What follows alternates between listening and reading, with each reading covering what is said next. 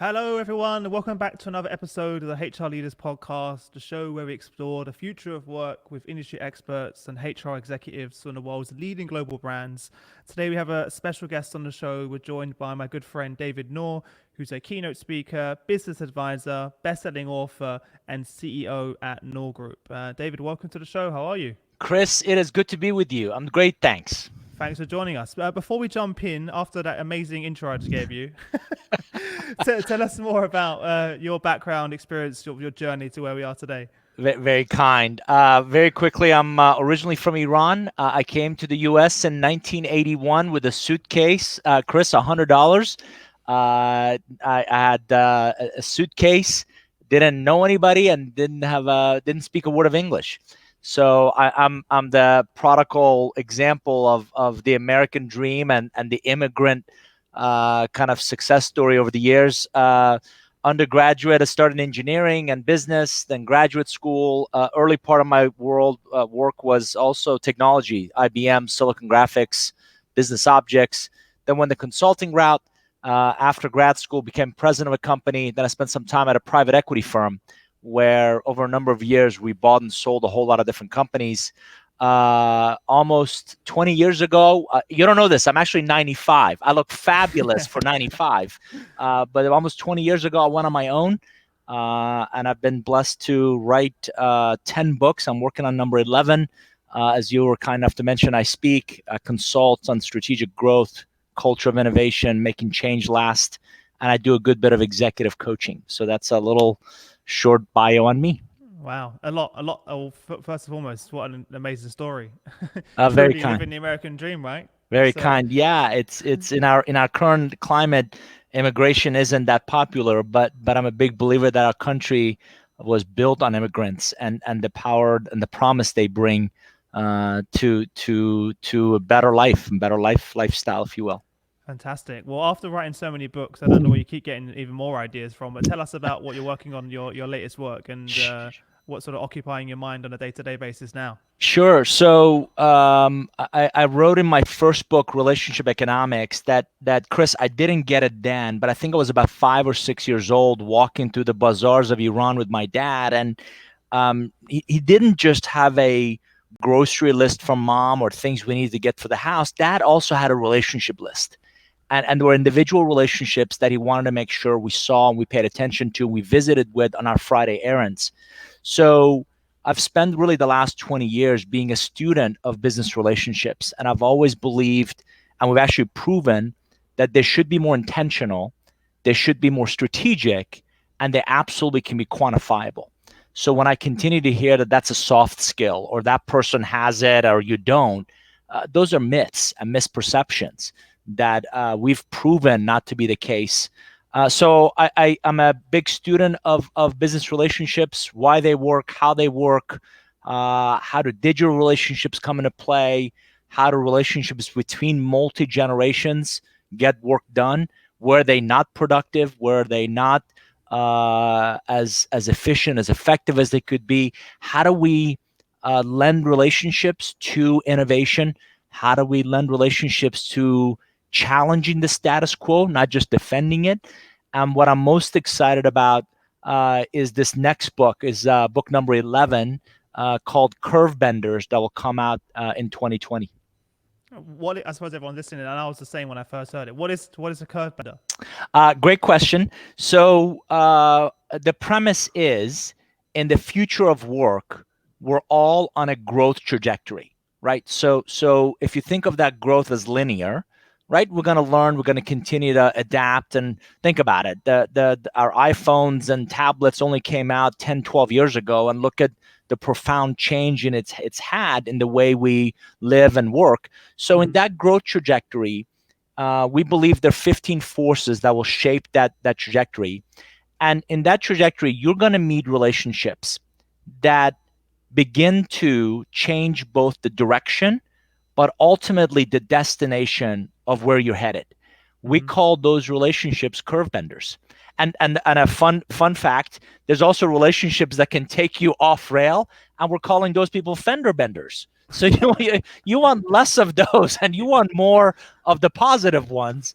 But in Yeah. essence, they're relationships in your future of work.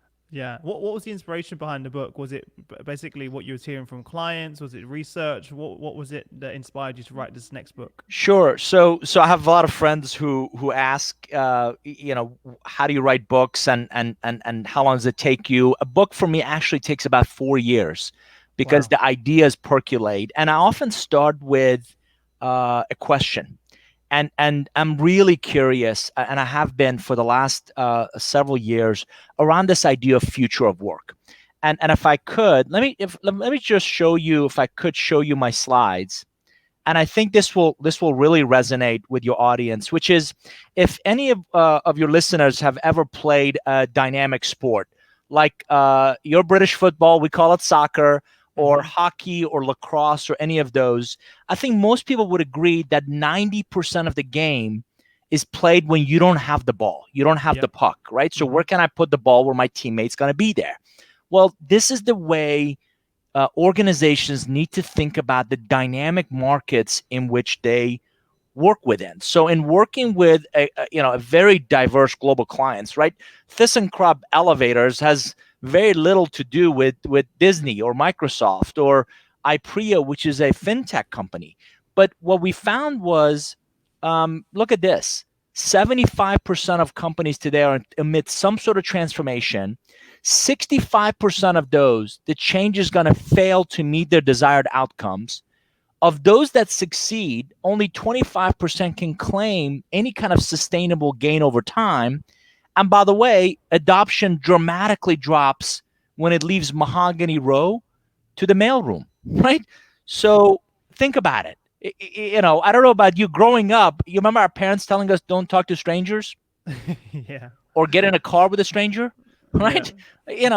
We're using Uber, and look at all the things we didn't have just a few years ago. And Mm. we actually believe in this future of work, blockchain will actually be a bigger, more impactful, um, in the way we live and we work and we play and we serve than we do today. So if your audience hasn't heard of Steemit or Akasha or Signal or Ripple or Conti, these are tools that are changing our behaviors as consumers, and it has tends to have a ripple effect in our businesses.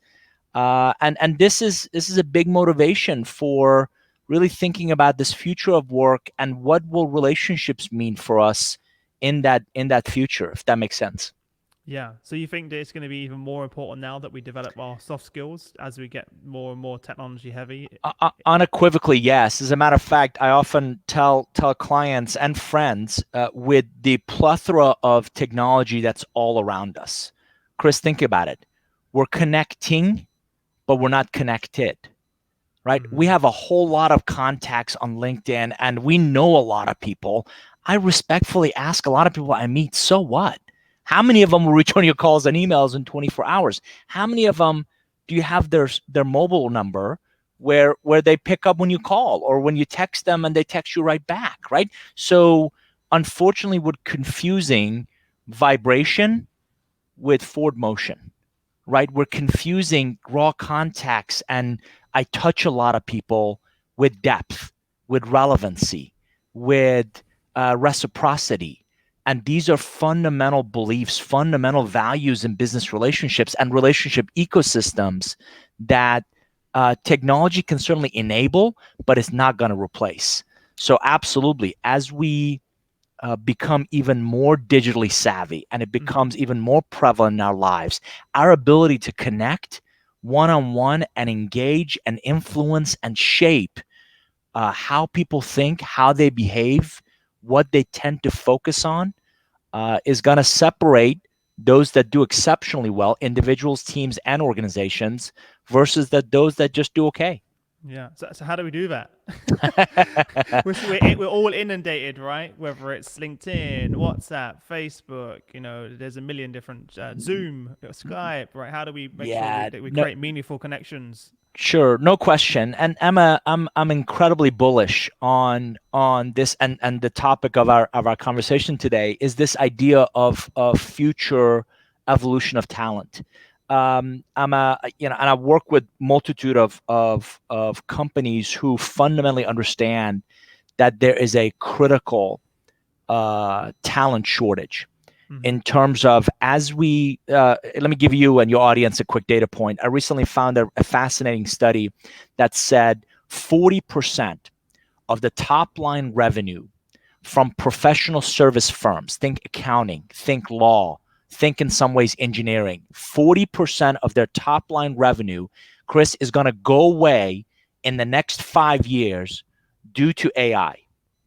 I recently saw a demonstration of an AI engine that can scan 10,000 sheets and actually analyze it in 8 seconds.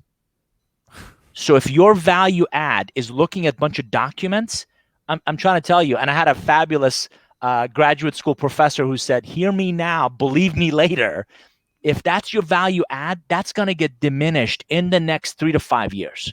Mm-hmm. So how do you replace 40% of the top line revenue of an accounting firm or a law firm, right? So you have to have different kind of talent where they can, in a hybrid way, work with that technology to make sense of the insights the technology can create and really still connect with other individuals. And I've always said, you're going to love this. Relationships are not between logos or buildings or business cards. They're between individuals. Mm-hmm. And what you do offline and online have to be inline, have to be consistent, have to be congruent. So it's more of these video conversations versus text or emails. It's more of get on a plane and still go see people. Nothing will replace you and I meeting in person. And Nothing. I'm Yeah. still amazed of how many executives who travel and they just fly in, do their thing and fly out versus let me go see that manufacturing plant, that distribution center, that those individuals that are at the edge of where our business delivers its value and really get an unfiltered finger on the pulse of what's happening with the business. Yeah. Could you share everyone, because I love the 15 forces, that dramatically are changing the future work graph that you put together. Could you share that with everyone Sure. just so they have a visual Sure. of what So that looks again, like? let me build a case for your audience. We're talking about future of work. Again, in our research, we found this timeline for emerging. If you just look at science and technology, there's three things to think about. What's happening in the present? So it's really important to really think through what are the forces that are really impacting our present. But if you extrapolate it forward, the next 10 decade we're calling the probable, and the decade after that we're calling what's possible.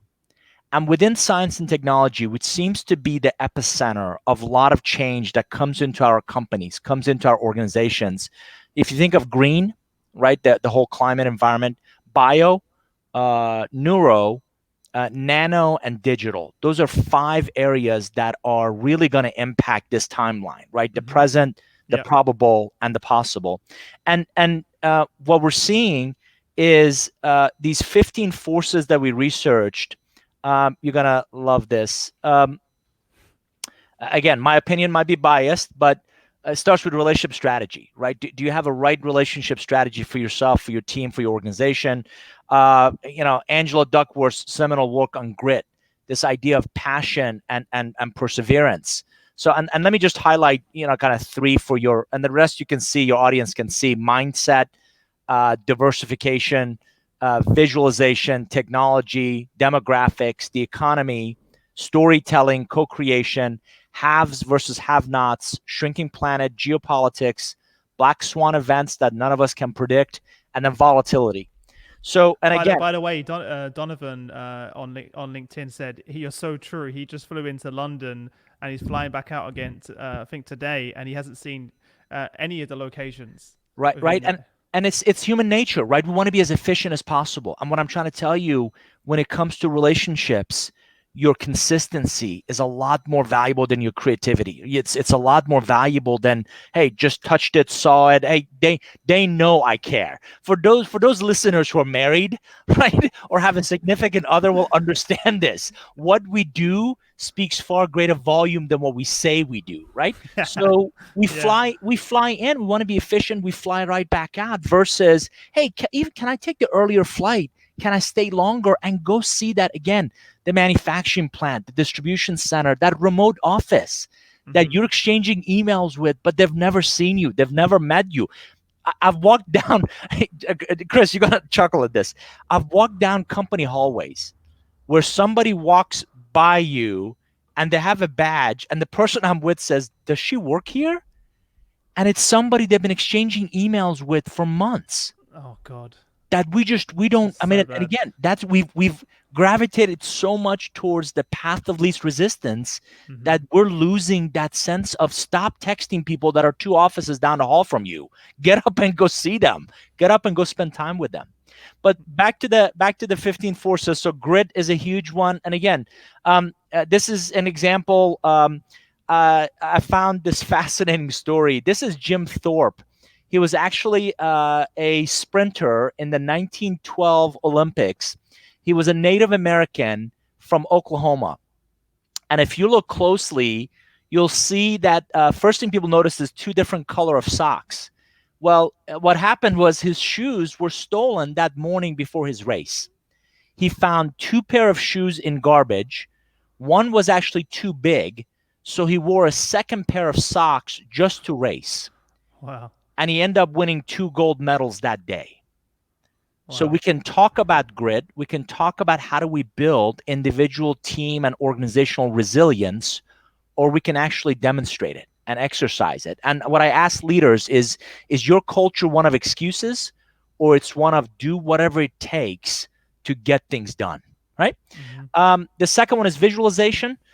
Today, I'm convinced, again, you're going to chuckle at this idea. I'm convinced ever since we created PowerPoint, we created death by PowerPoint. You sit there, you be quiet. I have 175 slides I want to take you through in the next 10 minutes, Yeah. right? Stop it. That's not helping you. We're big believers of in this evolution of work, visualization.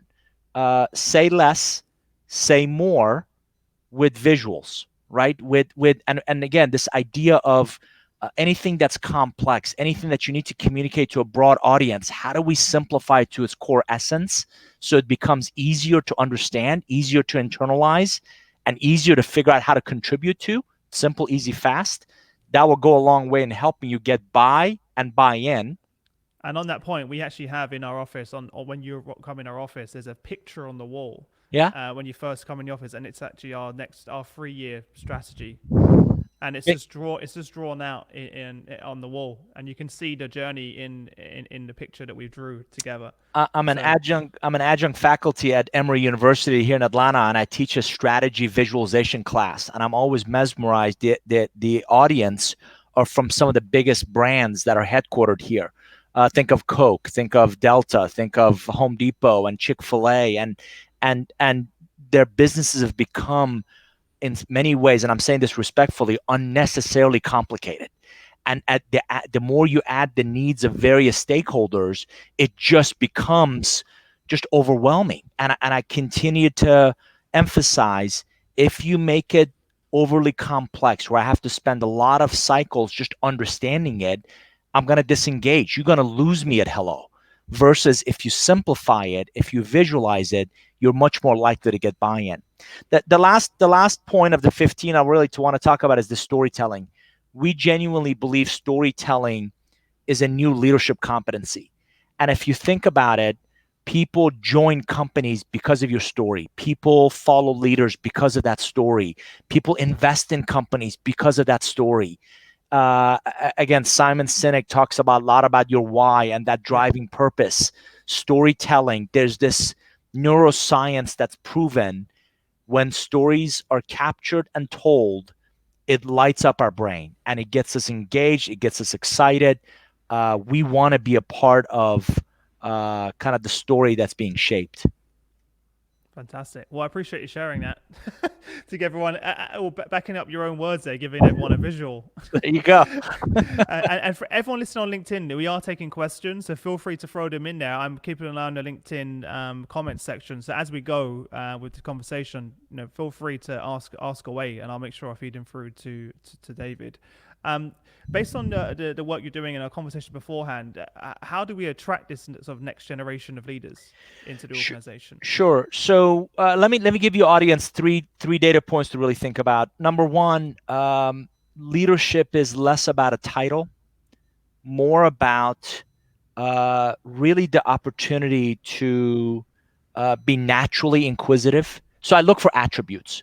So I'm looking for individuals in the organization who are naturally inquisitive, who my dad drove into me, leaders are readers and readers are leaders. They read, they hypothesize, right? I'm going to take you very quickly back to high school or science, right? It's creating a hypothesis for explaining a phenomenon, right? So they formulate a hypothesis. They go collect data. It's not just their opinion. They analyze that data and they draw conclusions from that. So those types of individuals are going to be very astute in identifying key trends and then really figuring out how to build something to act on it, which then leads me to I'm always intrigued by future leaders who immerse themselves into what I call growth relationship ecosystems. Um, think of these as pockets where they're going to be surrounded by other sharp individuals who are going to raise the bar on who they are and how they think, and are they proactively looking for those opportunities. I'm excited about individuals and future leaders who test an idea prototype. They don't just have ideas, they build prototypes that they take to market quickly. I am really excited about future leaders who learn, adapt, and co-create. So if you look for those attributes, number one. Number two, look for unfiltered data points. So if you think of our talent pipeline, it's always recommendations and people are bolstered up by managers. I'm coaching more and more executives. Another reason to go to the factory or go to your distribution center or go to your retail locations. I want to go see the raw talent that's at the edge of our business. And I'm going to hand pick people that are not filtered or they're not, doing the political jockeying to get ahead, Yeah. and really identify that raw talent that we can develop and we can invest in. The third one is, Chris, I don't know about you. My parents worked in the same job for 50 years. I think most of your audience know those days are long gone. Yep. You got to replace your perceptions of security and loyalty and longevity with this notion of constantly being challenged and learning and growing. We've found that this next generation of talent, this next generation of leadership, I don't want to say gets bored, but they get bored, right? They're naturally curious and they want to learn. The best ones want to continue to grow. There's a reason certain companies have a mandatory job rotation opportunity for you to go from, let me just use hospitality for a second, go from food and beverage to operations to room to meetings and events, so you can become a very competent general manager by having done all those different jobs over the years. The other thing that I believe is fading is the career ladder, and it's getting replaced by the career lattice. Yeah, I'm So seeing now, that seeing that happen. So many organizations that I'm working with now are just getting rid of the hierarchy, and they realize that's designed in a different era, in a different age. It worked. There was a time for it, but now we're living in an age where if you don't give people the opportunity to move sideways in the organization, they will leave. I'm going to go one step further. More than just give an opportunity, encourage, if not demand. And by the way, this is where this is where this future of work comes in handy, right? So there are AI engines that, based on your level of engagement, your level of involvement, with a high degree of confidence, can predict that Chris is going to leave the company in less than 6 months. So if I have those insights now, how can I get Chris involved and engaged in other things that light a fire within him? I don't ever believe lighting a fire under anybody is sustainable. How do I light a fire within you to continue to want to get challenged, continue to want to go, really pursue new ideas, new opportunities, new learning and growth chapters, if you will. Mm-hmm. I did the same thing in my last 3 companies that I worked in. It was the exact same role, and I was just so disengaged because I've been doing the same role over and over again for 10 years. And those are exactly the roles that are going to get replaced by automation and by technology. Mm-hmm. If you're doing the mundane, if you're doing the repetitive task, that is what's getting replaced. So by definition, knowledge workers are going to make sense of what that automation can crank out. Is what do I do with it? It's critical decision making. It's really collaboration amongst very different dominant thinking styles that are going to set you apart versus, hey, I can crank out the same repetitive work over and over again. Who wants to do that? Yeah. What's the impact for companies that don't adapt to this new way?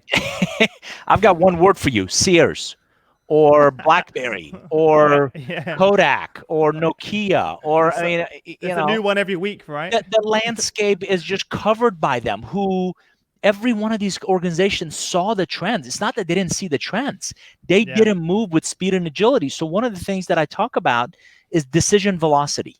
I come across organizations and leaders, many of them will go unnamed, that they couldn't make a decision if it was water and they fell out of a boat. It bogs the mind of they're so concerned with consensus. They're so concerned with political correctness. They're so concerned with not offending anyone that will drag a decision way longer than it needs to. And if you go back to my slide about how dynamic the market is, I have a mentor, and by the way, I'm a big believer that we're all products of the advice we take. I have a mentor who's driven into me: when you're 80% ready, move. I'm getting to a place where I'm 60% ready, move, because the last 40% we'll learn as we go. But if I sit and wait for it to become perfect, I'll really become 95 years old by the time it's done. Yeah. And that decision velocity still plagues many organizations. They just cannot move with the speed and agility required to be competitive in today's dynamic market. Yeah, it's so funny you say that because on our last conversation a few months ago, that was one of the things I wrote down in my notepad is that everyone sees the trends, but they can't move, and the biggest companies see it, but they stay put. And I wrote that specifically because I see that more and more happening. If they can see it, why are they not move? Why are they not making the effort to move? Or is it there's Great question. so much red tape and legacy that by the Great time they move, question. it's too late? I love it. Great question. So think about it. Mature organizations in mature industries, Chris, what they've built is a perfect execution box. Do the same thing over and over again, and that's the predictable outcomes we know we can create. Mm-hmm. You know what I call chief compliance, chief legal, chief financial officers when a new idea comes along? What? Oncologists, because they see that new idea as cancer, and their job is to dig it out and kill it. So every client ever, and by the way, let's be honest. Innovation centers and innovation initiatives, and it's theater. All of it is theater. It's we're calling continuous improvement innovation, and you peel back the onion, and it's the same stuff, different day. So every client I work with, I tell them, you want any idea to survive, you want any of your entrepreneurial DNA individuals to thrive in your organization, get them off site. Get them away from the corporate structure, get them away from the corporate governance, get them away from reporting. And by definition, I've got to test ideas. I've got to don't bog me down with a P&L or with the demands to produce results if I'm still testing. And those who are fundamentally thinking about evidence-based are not going to understand pilots and prototypes and failure and test and try again. So if you want any idea to take shape and take root and actually thrive and get out of the gate, you got to get it away from. And we've proven this. I worked with a client where he heard me speak at an event, comes up to me and says, I never do this, and I just took 2 pages of notes. We want, and could we meet for coffee? And over coffee, this is a multi-billion-dollar company. He says, in the next 5 years, I want half of our revenues to come from a very different place than we have today. And we don't know that environment at all like we do our current one. So three options, right? You build it, you partner for it, or you buy it. And I would submit co-create as the fourth one, but leave that as out alone a second. So building it would have taken entirely too long. Partnering for it, they wouldn't have had enough control over it. So we went and acquired a 3-person company in Windsor, UK, right?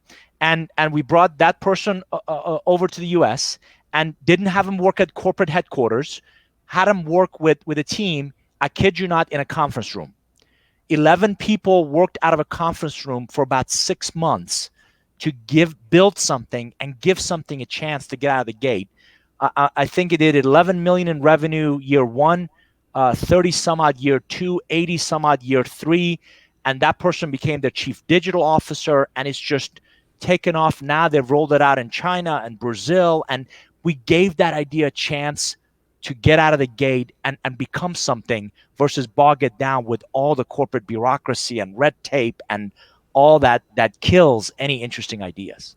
Yeah, I'm seeing it before. Actually, before I started this company, I used to run a series called of innovation roundtables, where I'd bring together 30 chief innovation officers for a day of workshops, hosted at companies like Lego, Tesla, etc.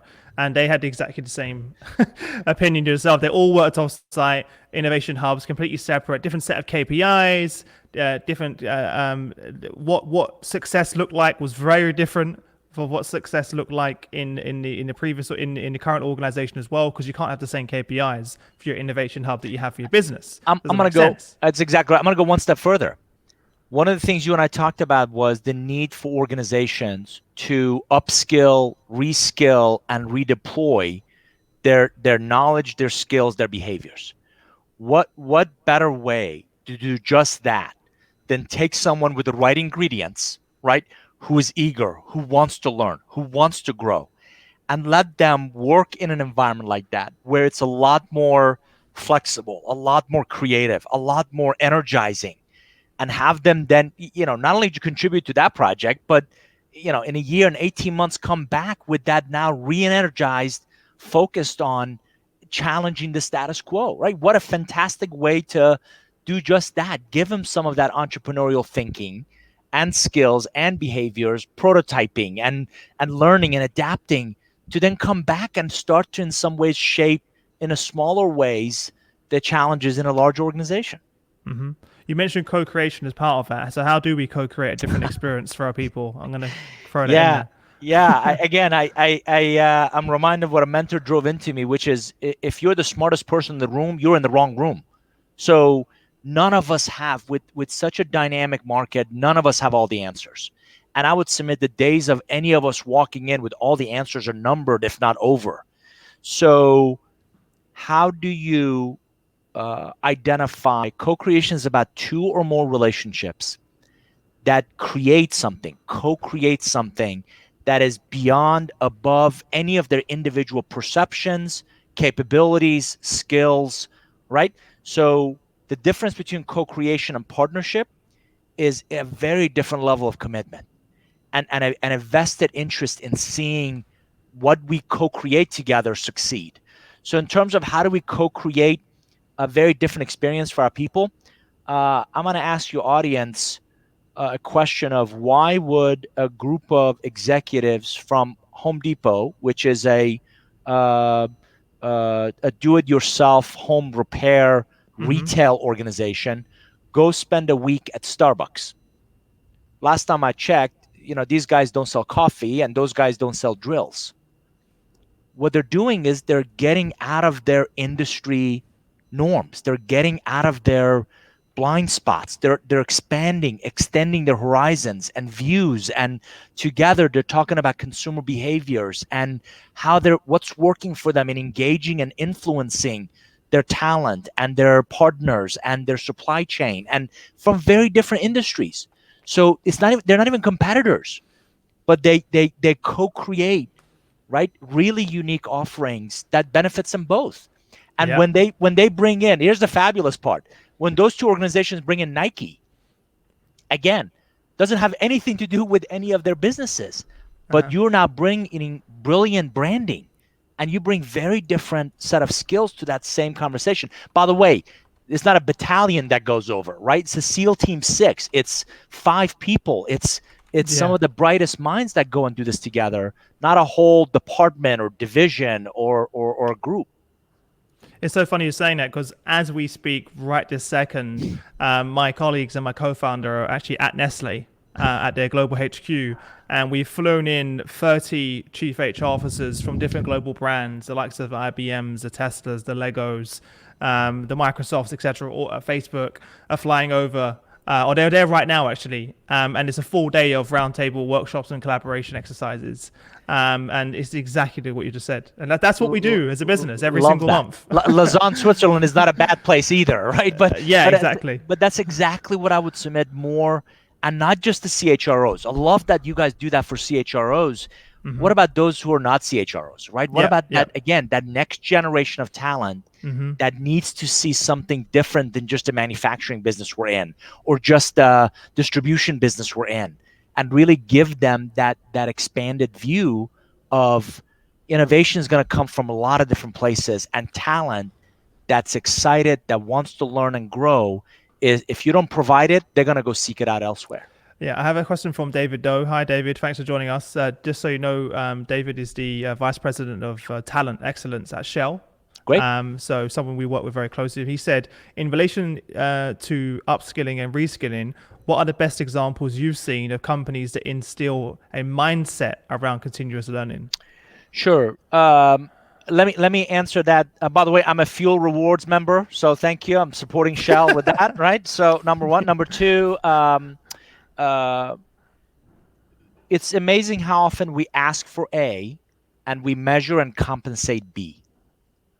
So Chris, if part of how individuals aren't measured is the way they learn, the way they grow, the things that I mentioned, the ingredients, right? If we don't recognize uh, curiosity, if we don't reward that, if we don't recognize people who hypothesize and test and pilot ideas, you're never going to get that. So if you want the right mindset, A, you have to model it. Two, you have to recognize it. Three, you have to celebrate it. And that's what shifts. That's the beginning of people starting to think differently. That, you know what, this is a culture that's unafraid of retribution. This is a culture that's unafraid of failing. This is a culture that's willing to give you the runway. To a friend of mine, Erica Anderson, has written a book called Be Bad First. Think about it. When we were kids, we didn't know how to do something. It didn't matter. We scraped our knees, we got up, we got back on the bicycle, and we went at it again. The Hmm. more adults we become, oh, I don't want to do that. That's career. You wouldn't believe how many times I hear that's career suicide.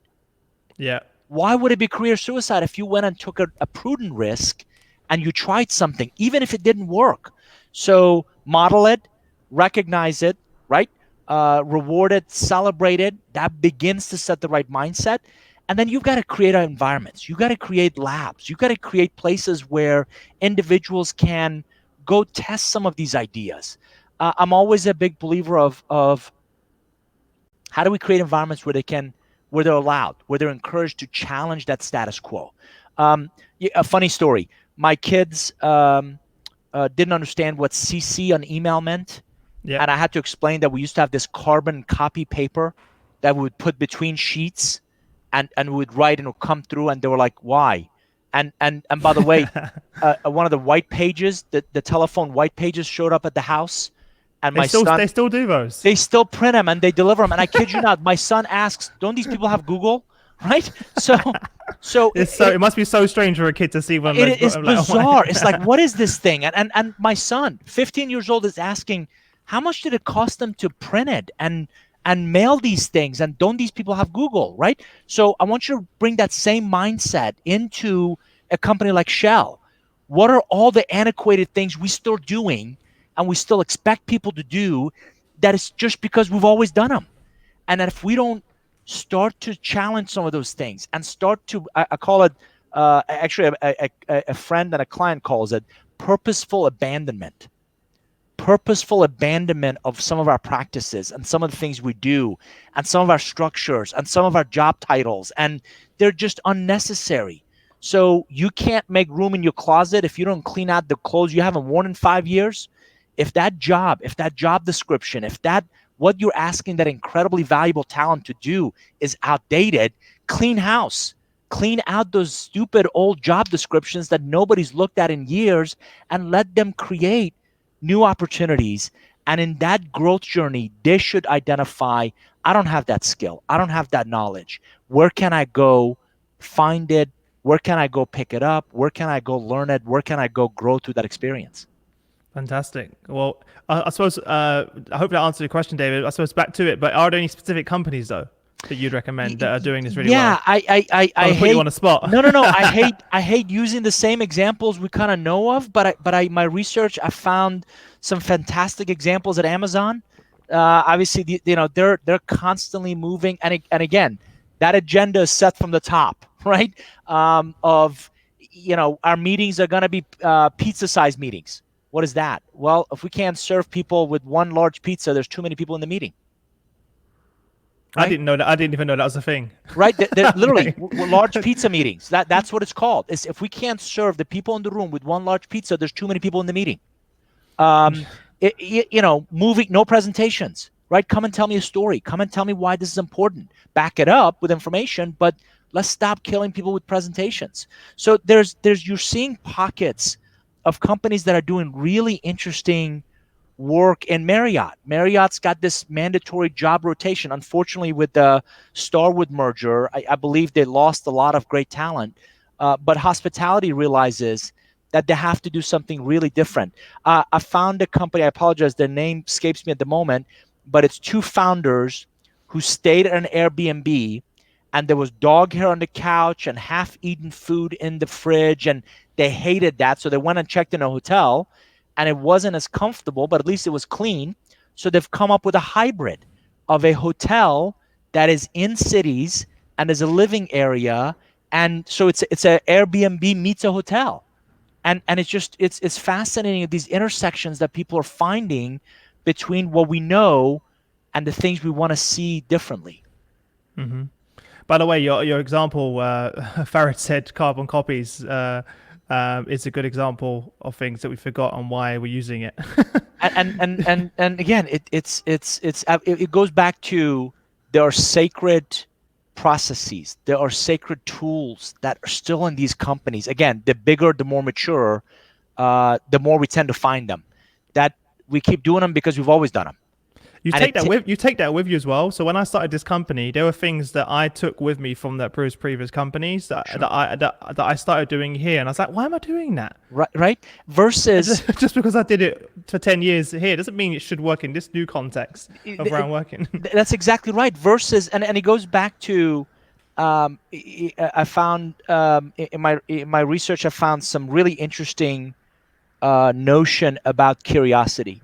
And very quickly, I want to highlight for you, if you remember being a kid, we pestered our parents about why sky's blue and how does a crayon work, and right, and why is it come off paint, and why am I in trouble again, and right, we're asking all kinds of questions as kids. We grow up and somehow that's beaten out of us. But if you really pay attention to exceptional talent that will move your organization to its next level, I would submit, here's 4 or 5 things that, again, they have in common. So this is what I get excited about. Those who listen without judgment, right? They're not making assumptions about what others are saying and doing. They genuinely listen to understand a different way of doing things. They ask a lot of questions. They ask until they understand, not just to regurgitate, but be able to defend a position. They like surprises. They seek surprises. Now, I believe in an equal balance between too much surprise Sure, that sure. creates anxiety, but they're after surprises. They're very present in the moment. They're not multitasking. They're not working on 17 different things at the same time. They're kind of very focused. They're willing to be wrong in this whole hypothesis approach, even if you, and this is where the executive support comes in, right? You tell me to go test something, I better have the air cover from you to make mistakes and to fail. And if I'm wrong, let's learn from it and quickly adapt it. One of my biggest challenges with healthcare, certainly US-based healthcare, is there's no incentive for innovation. And there's a lot of innovation theater, and imagine if we could do all this, but there's the same thing over and over again because of dinosaur leadership. The last part is that they make time for curiosity. I don't think we make enough time to think and be curious, and they're not afraid to say, I don't know. So the more we demand of our talent to have all the answers, the less likely they are to go test new ideas because they genuinely don't know how to do what we're asking them to do. Yeah. When you work with companies around that topic, what are some of the practical things that you tell them to do straight away so they can start to change that culture in their business? Yeah, I love pockets, right? How do I get a very and we talk about a lot of diversity. We talk about diverse ethnic and gender, and I'm a big believer of diversity of thought. How can we put again, I go back to a SEAL team, 3 to 5 people from very different backgrounds and very experiences focused on solving, or at least coming up with, and maybe not even solving, come up with 10 ideas on how to address this in the next 3 days. And if you put that kind of constraint around it, think about what happens. Number one, the time pressure makes them move quickly. Number two, none of those are going to be perfect. Number three, they'll come up with a whole lot of ideas. Number four, right? Want them to present that back without a PowerPoint. So start to ask for the behaviors, kind of this future lens behaviors you want and you need from your talent. So that's one. A lot of the executives I'm coaching, I fundamentally ask them to focus on two things and two things only. I believe in the future of work, brand will still matter more so, as well as the culture. So brand is this promise again in the market. Every one of you, what's the brand of you, your team, your organization? And then the culture is that engine that's going to deliver on that brand promise, right? So I have a law firm who's complaining that they can't find enough diverse law school graduates. Mm-hmm. I said, okay, what if we went earlier? What if we went to undergraduate? Well, how do we know they become great attorneys, right? Or they're going to succeed in law school, right? That's where it gets into predictive behaviors.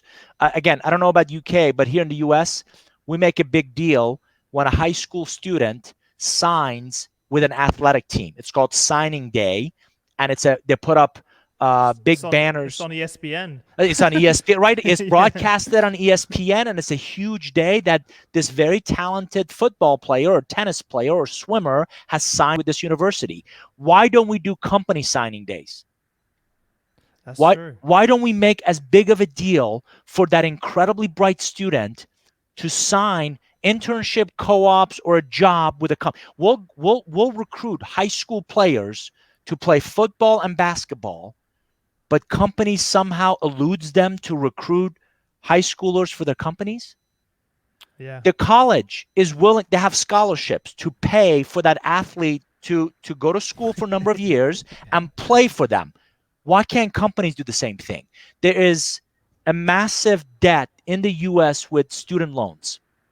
You're complaining about lack of phenomenal talent in your industry. If you don't want to rot an apple, go directly to the tree. Why can't we take that student early on and say, listen, every summer during your breaks, come back and work with us. And as you perform in school, we'll pay for that education.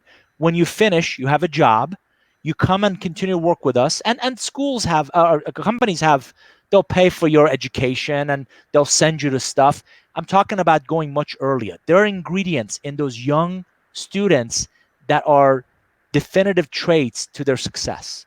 Yeah. Let's go sign them early on as part of our future of talent. Yeah. You see it with the young footballers, kids in the UK, they have the academies when they're like 8, 9 years old and they're already in the Manchester United academy. It's crazy. Yes. Where are the academies for innovation? Where are the academies for curiosity? Where are the academies for... One of my clients is in the manufacturing and services of these industrial machines.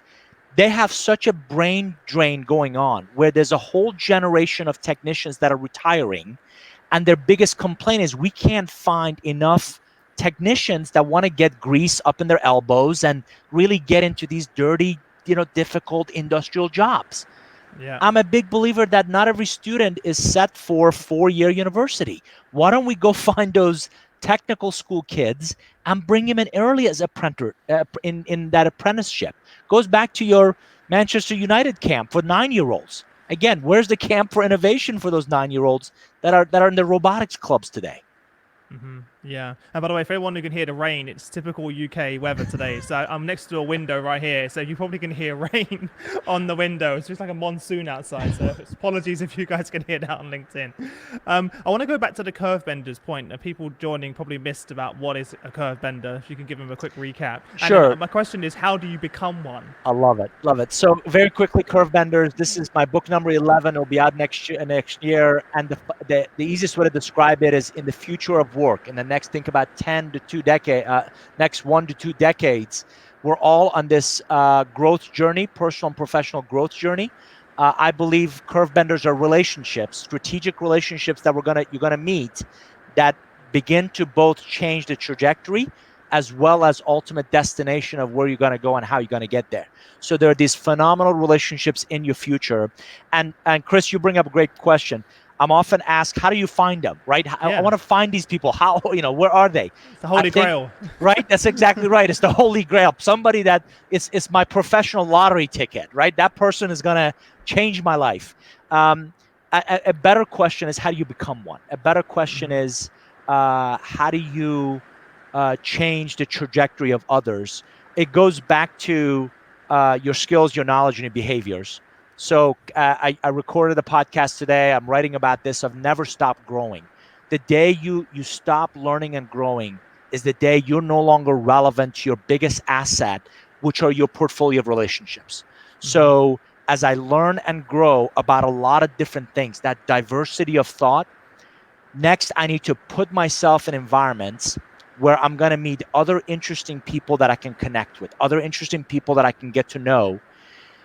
The third point I talk a lot about is vulnerability. It's very difficult for all of us in a professional setting to be vulnerable. I think those, again, back to your comment, those soft skills of vulnerability or empathy, and I've identified 10 what I call relationship impact moments. And empathy and vulnerability are just two of them. If you're vulnerable enough to say, that's interesting, tell me more about that. Or I really don't know. I'll be curious to learn your perspective on that. You get a chance to exchange in a more meaningful way insights with others. And you start to identify where I have strengths that others can benefit from, and where can I learn likewise from other people. And here's the other interesting early research, Chris, that we found. I told you earlier, curve benders actually change the direction, the trajectory of our growth. What we found is early on, we actually fight them, right? Chris can't be that smart, right? Or Susan really can't be right about that. We actually fight them. We don't believe that they could be either that intelligent or that smart or right about something. And we kind of reject them at first. And then the only way I can describe it is, we have one of those V8 moments, right? Right? Oh my God, I'm going to go back and I'm going to go find Chris, or go find that person I met at a conference, or go find that person I met in that satellite office, and I want to learn more. So it dawns on us, that's exactly what I needed to hear. I may not liked it when I first heard it, but that's exactly what I need to hear. That's exactly the kind of person I want to work with. And we kind of gravitate towards them. So if you leave people, not everybody wants to know everything you know. If you leave people wanting more, those who are relevant will seek you out. Those who want to learn more will want to know more, and they will seek you out and they want to spend time with you. They want you to come and work with them and their teams, and that's how you get a chance to become a curve bender. Joel, who's a friend of mine, just replied sarcastically, "Hey, Chris is smart." Thanks, Joel. I It's good to have appreciate friends. it. It's good to have friends. Appreciate that, Joel. If you got, by the way, if you're interested in listening to the world's #1 CTO podcast, make sure you go and follow Joel. A little plug there for you, Joel. Joel actually interviews CTOs of the world's leading brands every single day.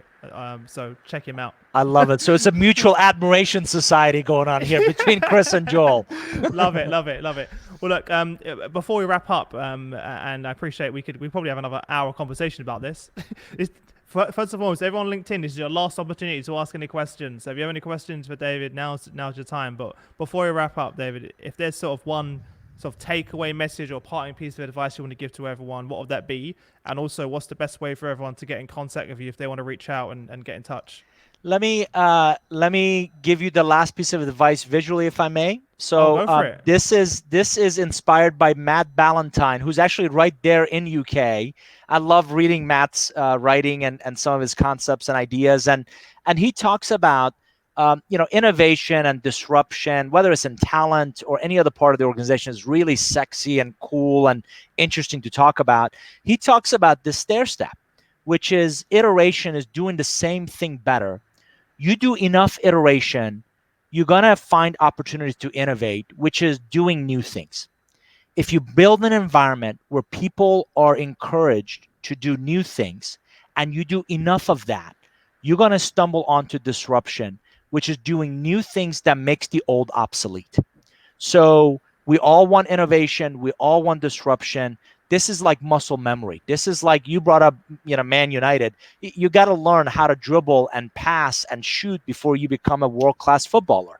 Same idea. We want our talent to innovate and disrupt and do some really interesting things, but we're not creating environments for them to get a chance to go through the stair step. So I'm excited about the changes I see in organizations. Every one of them is led by what I call a provocative, purposeful leader. Mm-hmm. Every one of them, the best ones, have a visual vision, visual strategy, a visual representation of where they're going to go and how they're going to get there that garners buy-in. And they're phenomenal at coalescing the right talent to come along that journey with them.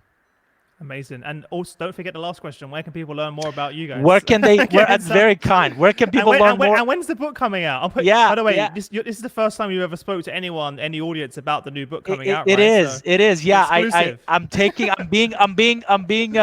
This is a bit of humility for me of talking about the book, obviously before it comes out. So there's my contact information. Just our website is just nourgroup, nourgroup.com. There's phone number. There's email.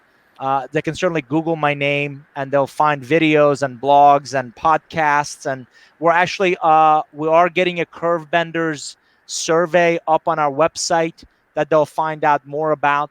But there's my contact info and for folks to get in touch.